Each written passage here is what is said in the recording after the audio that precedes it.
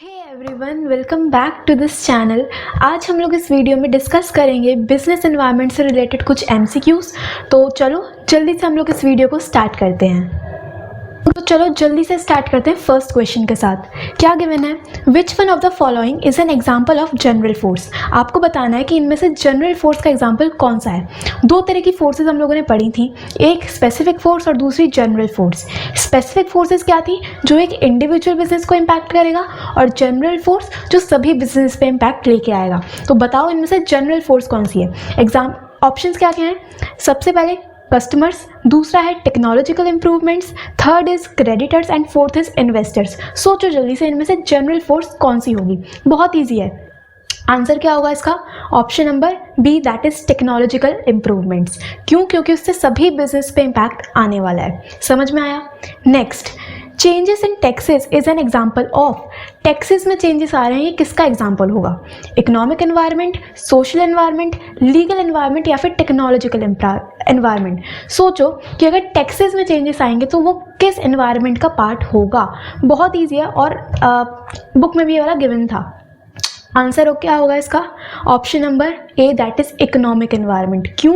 क्योंकि अगर taxes increase या डिक्रीज होंगे तो उससे प्राइजेस पे भी इफेक्ट आएगा, और अगर प्राइजेस पे इफेक्ट आया तो यानी इकोनॉमी पे effect. Clear? Next, the finance minister of India reduce the CRR in order to increase money supply in the economy. इसका मतलब क्या है कि इंडिया के फाइनेंस मिनिस्टर ने CRR कम कर दिया। CRR क्या होता है कि जितने भी कमर्शियल बैंक्स होते हैं उन्हें कुछ ना कुछ रिजर्व्स मेंटेन करके चलने होते हैं। तो अगर रिजर्व्स को कम कर दिया जाएगा तो उनकी बोरोइंग कैपेसिटी बढ़ जाएगी। जितने भी कमर्शियल बैंक हैं वो ज़्यादा से ज़्यादा पैसा लोन के तौर पे दे पाएंगे, तो उससे मनी सप्लाई बढ़ जाएगी। Identify the aspect of business environment. आपको बताना है कौन से बिजनेस एनवायरनमेंट का पार्ट होगा। Options are economic environment, social environment, legal environment या फिर टेक्नोलॉजिकल एनवायरनमेंट। बताओ, बहुत ईजी। मनी सप्लाई पे इफेक्ट आ रहा है, ये किस में आएगा? Option number A, that is economic environment. Important है कि मनी सप्लाई अगर आता है तो वो किस में आएगा? इकोनॉमिक एनवायरनमेंट में। Clear? Next, quality of life is a part of dash environment. Quality of life किस में आता है? यानी कि किसी की क्वालिटी ऑफ लाइफ अच्छी है, किसी की खराब है, किसी की ठीक ठाक है, वो किस में आएगा? इकोनॉमिक में, सोशल में, लीगल में या फिर टेक्नोलॉजिकल में? बताओ जल्दी से, सोचो क्वालिटी ऑफ लाइफ किस में आना चाहिए। क्या वो इकोनॉमिक का पार्ट है, क्या वो सोशल का पार्ट है, क्या वो लीगल का पार्ट है या फिर क्या वो टेक्नोलॉजिकल का पार्ट है? बताओ, आंसर होगा इसका option number B, that is social environment. Society से रिलेटेड है। समझ में आया? बहुत बढ़िया। Next, in comparison to other countries India has a larger demand for saris. अगर हम इंडिया को और कंट्रीज से कंपेयर करें तो इंडिया में साड़ीज़ की डिमांड ज़्यादा है। Identify the characteristic of business environment. आपको बिजनेस एनवायरनमेंट का फीचर बताना है। डायनामिक, इंटर रिलेटेडनेस, रिलेटिविटी या फिर कॉम्प्लेक्सिटी। बताओ, बहुत इजी, ये बुक का एग्जाम्पल है। इंडिया में साड़ीज़ की डिमांड ज़्यादा है as comparison to other countries. ये किस में आएगा? डायनामिक में, इंटर रिलेटेडनेस में, रिलेटिविटी में या फिर कॉम्प्लेक्सिटी में? बताओ, आंसर क्या होगा इसका? Option number C, that is relativity. ठीक है कि बिजनेस एनवायरनमेंट वेरी करता है, डिफर करता है अलग अलग कंट्रीज में। एक कंट्री का बिजनेस एनवायरनमेंट अलग होगा, दूसरी कंट्री का अलग होगा। ठीक है। Next, the new industrial policy was introduced in. Important question, new industrial policy कब इंट्रोड्यूस हुई थी? ऑप्शंस हैं जुलाई 1990, जुलाई 1991, जुलाई 1919 एंड जुलाई 1999। बताओ, बहुत इंपॉर्टेंट है और ऑप्शंस देख के कन्फ्यूजन हो सकती है। क्या होगा इसका answer? Option number C, July 1919? नहीं, इसका आंसर होगा option number B, that is July 1991। ठीक है, ऑप्शंस को ध्यान से पढ़ना। Clear? Let's move on to question number 7। क्या लिखा है? Instead of managing large bundles of data and documents, all bank transactions are now made using an internet system. क्या मीनिंग है इसका? कि पहले के टाइम पे जितनी बैंक की ट्रांजेक्शन्स होती थी वो वहाँ पे पेपर वर्क ज़्यादा होता था, बट आज के टाइम में इंटरनेट को यूज़ करके सारा काम हो रहा है। विच element of business environment is it? आपको बताना है ये कौन से बिजनेस एनवायरनमेंट का पार्ट होगा। क्या क्या ऑप्शंस हैं? Legal environment, technological environment, social environment या फिर इकोनॉमिक एनवायरनमेंट। बहुत ईजी, इंटरनेट के थ्रू जब सारा काम हो रहा है तो वो किस में आएगा? लीगल में, टेक्नोलॉजिकल में, सोशल में या फिर इकोनॉमिक में? बताओ जल्दी से, किस में आना चाहिए? आंसर होगा इसका option number B, that is technological environment. ठीक है, इंटरनेट की बात हुई है।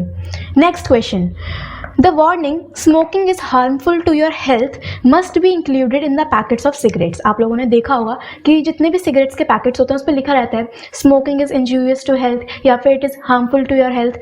विच element of business environment is it? ये किस बिजनेस एनवायरनमेंट का पार्ट होगा? Options are legal, political, social या फिर इकोनॉमिक। बताओ ये किसका पार्ट होगा कि जो एक स्टैट्यूटरी वार्निंग गिवन होती है सिगरेट्स के पैकेट्स पे, वो किसका पार्ट है? लीगल का, पॉलिटिकल का, सोशल का या फिर इकोनॉमिक का? बताओ, बहुत इजी। आंसर होगा इसका option number A, that is legal, law है एक। ठीक है, next question, any court judgments, administrative orders issued by government comes under. जितनी भी कोर्ट की जजमेंट्स होती हैं, कोई भी एडमिनिस्ट्रेटिव ऑर्डर होता है जो कि गवर्नमेंट पास करती है, वो किस में आएगा? इकोनॉमिक में, पॉलिटिकल में, लीगल में या फिर सोशल में? बताओ किस में आना चाहिए? The right answer is option number C, that is legal environment. ठीक है, next, it is difficult to anticipate what might happen in future because business environment is dash. हम लोग प्रिडिक्ट नहीं कर सकते कि फ्यूचर में क्या होने वाला है।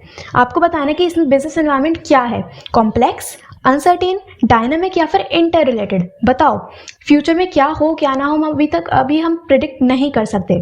The right answer will be option number B, that is uncertain. ठीक है, फीचर है ये एक। नेक्स्ट, डैश में create fear in the minds of investors in long term projects. Options, technological improvements, political uncertainty, new investors या फिर none of the above. ये book की ही लाइन है। डैश में create fear in the minds of investors in long term projects. किसकी वजह से इन्वेस्टर्स के माइंड्स में डर पैदा हो सकता है, फियर आ सकता है?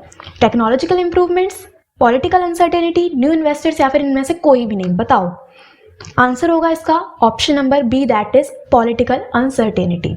ठीक है, आगे, removal of restrictions on the movement of goods and services a part of. आप गुड्स और सर्विसेज पे जितनी भी रेस्ट्रिक्शंस थी उनके मूवमेंट पे वो रिमूव कर दी गई हैं, किस में आएगा? लिबरलाइजेशन में, प्राइवेटाइजेशन में, डीमोनेटाइजेशन में या फिर ग्लोबलाइजेशन में? बताओ, बहुत easy. Removal of restrictions on the movement of goods and services is a part of. Answer होगा इसका ऑप्शन नंबर ए, लिबरलाइजेशन। ठीक है, next, reduction in the role of public sector comes under. Public sector के role को कम कर दिया गया है, ये किस में आएगा? लिबरलाइजेशन में, प्राइवेटाइजेशन में, ग्लोबलाइजेशन में या फिर नन ऑफ दीज? इनमें से कोई भी नहीं। बताओ, पब्लिक सेक्टर के रोल को कम कर दिया गया है, ये आता है प्राइवेटाइजेशन में। Option number B, privatisation. Privatisation क्या था कि प्राइवेट सेक्टर के रोल को बढ़ाना है, पब्लिक सेक्टर के रोल को कम कर देना है। Clear? 14, reduction in tax rates and removal of unnecessary restrictions comes under. Tax rates को कम कर दिया गया है और जितनी भी अननेसेसरी रेस्ट्रिक्शंस थी उन्हें रिमूव कर दिया गया है, ये किस में आएगा? लिबरलाइजेशन, प्राइवेटाइजेशन, ग्लोबलाइजेशन या फिर नन ऑफ दीज? बताओ, टैक्स रेट्स को कम कर दिया गया है, जितनी भी अननेसेसरी रेस्ट्रिक्शंस थी उन्हें हटा दिया गया है, ये किस में आएगा? आंसर होगा इसका option number A, liberalisation. Clear? Next, people in India were forced to deposit invalid money in banks which came with limitations on cash withdrawals. Identify the concept. लोगों को फोर्स किया गया था कि जितने भी इनवैलिड करेंसी है, इनवैलिड मनी है, उसे बैंक्स में डिपॉजिट कर दिया जाए, ये किस में आएगा? डीमोनेटाइजेशन में, डिसइन्वेस्टमेंट, डिजिटलाइजेशन या फिर नन ऑफ दीज? बताओ, बहुत इजी, ये आएगा ऑप्शन नंबर ए, डीमोनेटाइजेशन, नोटबंदी। ठीक है, next, these forces have a direct influence on the individual enterprises. किन फोर्सेस का एक डायरेक्ट इम्पैक्ट आता है इंडिविजुअल बिजनेसेस पे? Options are general forces, specific forces, both of these या फिर नन ऑफ दीज? बताओ, बहुत सिंपल, इसका आंसर होगा option number A, that is specific forces, जो कि एक इंडिविजुअल बिजनेस पे इम्पैक्ट लेके आएगा। ठीक है, आगे, identify which one of the following is related to liberalisation. इनमें से कौन सा लिबरलाइजेशन का पार्ट होगा? ऑप्शंस हैं, reduction in number of industries reserve for public sector, option number B, decrease in custom duties, option number C, freedom in fixing the prices of goods and services, and option number D is reduction in import duties. सोचो, liberalisation इनमें से इनमें से कौन सा point liberalisation से related है? Answer बनेगा इसका option number C, freedom in fixing the prices of goods and services. ठीक है, question number 18, which is not a feature of business environment. बहुत सिंपल, आपको बताना है इनमें से बिजनेस एनवायरनमेंट का फीचर कौन सा नहीं है। ऑप्शंस हैं इंटर रिलेटेडनेस, कॉम्प्लेक्सिटी, डायनामिक या फिर वर्कर्स। बताओ, बहुत सिंपल है ये तो। आंसर होगा इसका ऑप्शन नंबर डी, वर्कर्स। ठीक है। Next, there are dash elements of business environment. Business environment के कितने एलिमेंट्स हैं? 4, 5, 6 या फिर 7? बताओ। पेस्ले पढ़ा था हम लोगों ने, पेस्ले क्या था? Political, economic, social, technological and legal. 5 elements हैं। क्या आएगा इसका answer? Option number B, that is 5। ठीक है, 5 एलिमेंट्स हैं। Last question, savings and investment rates is an example of dash. Savings और इन्वेस्टमेंट किसका पार्ट है?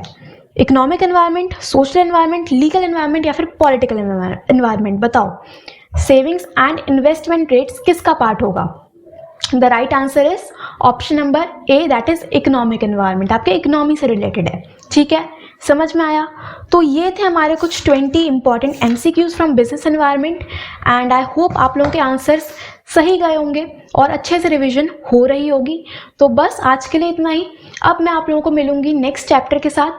तो अच्छे पढ़ाई करो और till then stay happy, stay connected. और वीडियो अगर अच्छी लगे तो लाइक कर देना और चैनल को इसी तरह सपोर्ट करते रहना। तो बस आज के लिए इतना ही। Thank you so much.